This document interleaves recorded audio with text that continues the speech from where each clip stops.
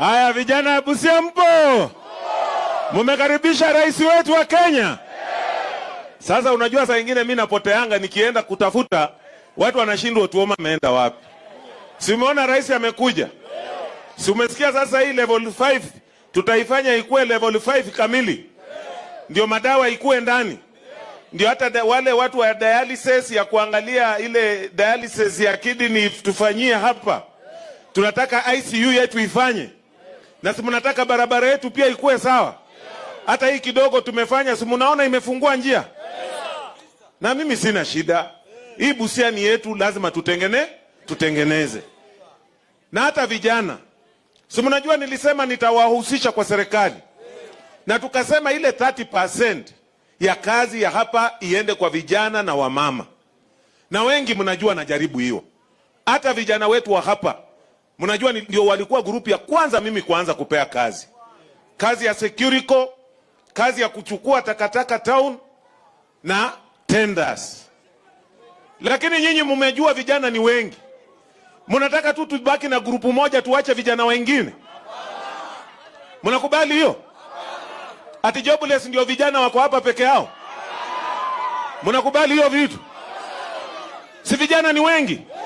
Kutoka Osieko paka Changara. Wote ni vijana na wanataka kazi.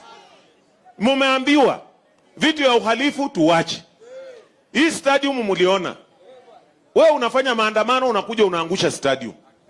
Hii barabara tumehangaika imekuwa mashimo tupu unataka kuchoma. Wewe unatoka huko unavunja maduka ya watu. Wewe unakuja unatoza watu maduka yao ushuru. Ati wewe unatembea tu lakini ikifika jioni unaenda kwa mama kwa duka ati akupatie pesa. Hiyo maisha mnataka iendelee namna hiyo? Mmekubali tukomeshe? Kwa hivyo unajua mtoto hata ukimpenda namna gani, lakini akiwa mtukutu utakubali haribu watoto wengine?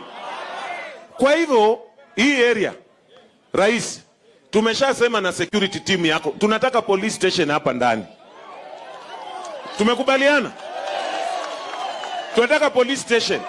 Ati iko area Kenya hii ambaye polisi hawezi ingia. Mnanielewa? So, Mheshimiwa Rais, sisi tuko tayari kufanya kazi. Lakini hatutaki vile umesema mambo ya uhalifu. Si mnajua ile kijana ya Sireka? Huyu alikuwa anafanya M-Pesa. Alipoteza maisha yake kwa nini? Si mnajua? Si mnajua kijana ya padiri?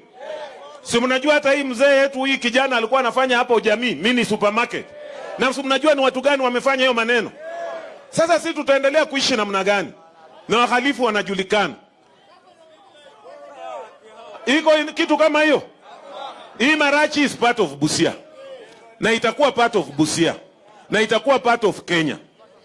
Na vitu ya kuharibu watu, kutumia watu kuharibu vitu, hiyo vile rais amesema, hata mimi mwenyewe niliwaambia hiyo haitafanyika. Tumeelewana hiyo? Kwa sababu hatuwezi kubembelezana tu. Kwani wewe ndio nani? Na iko watu wengi wa kusaidia. Kwa hivyo vijana wale mko tayari muendelee na hiyo program, sisi tutawapea hiyo 30%. Hizo kazi hao wengine wamewacha mkuje tutawapatia. Tumeelewana? Na hiyo vile rais amesema tusiende kuleta vitu. Ukivunja hii kiwanja ina uhusiano gani na maandamano? Sasa ile pesa tungefanyia maji, tumeanza tena kutengeneza kiwanja. Ile pesa tungepeleka kwa school fees, tena tunatengeneza barabara. Hii wamama wale tuliambia watoke kwa barabara tutengeneze, tunataka tuwajengee masoko vile rais amesema. Lakini wao unataka kuanza kuwaste our time here. Tumeshikana? Kwa hivyo muda ni mdogo. Lakini hiyo mambo rais amesema atarudi tena. Na mimi rais nataka kukuhakikishia. Mimi ni gavana wa Busia, wewe ni rais wa Kenya, tutafanya kazi pamoja.